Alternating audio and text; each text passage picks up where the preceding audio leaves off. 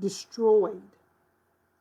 If you're going to truly operate in faith, if you're going to truly walk this walk of hope, if this is going to be the summer of hope, you got to guard your heart.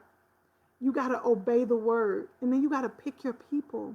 You've got to ask God, who is it that I'm supposed to be intimately walking with during this time so that I can believe you? One of my favorite scriptures is in Mark 2, verse 5. I'm not going to turn there right now. Mark 2, verse 5. But it talks about the man who was paralyzed. And they came to see Jesus and they couldn't get through the front door. So the people, the friends, took him on top of the roof and lowered him down. And Jesus said, because of their faith, your sins are forgiven. You better get some people around you who Jesus can say, oh, Robin, you struggling, but because of their faith, I got you.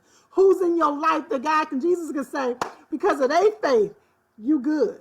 You better get some people who are going to take you before the Father when you are, because there are times when we just can't muster up the hope. There are times when we feel heavy. There's some times when we feel discouraged. And you got to have some people, pick your people. Who are the people who are going to challenge what you're telling yourself?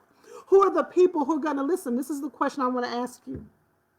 I want you to think over the last 60 days, the last issue you had, the last situation, the last conflict you had. If you don't have anybody who is challenging you, if you only have yes people, if you only have people saying, yeah, they shady like that. If those are the only people you have in your life, you're in trouble. You got to pick some people who are going to challenge you, who are going to ask you the tough questions, who are going to make sure that you are showing up the way you need to be showing up. Listen, we all want people to have our back. One of my girlfriends told me, she said, because I'm so quick to say,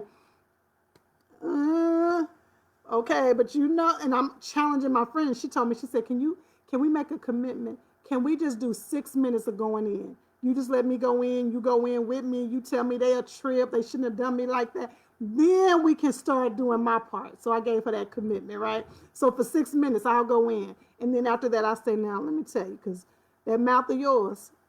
So you need to pick your people. Who are the people who are holding you down, having your back, but also challenging you and stretching you? Iron sharpens iron, making sure that you are better. You got to pick your people. And then lastly,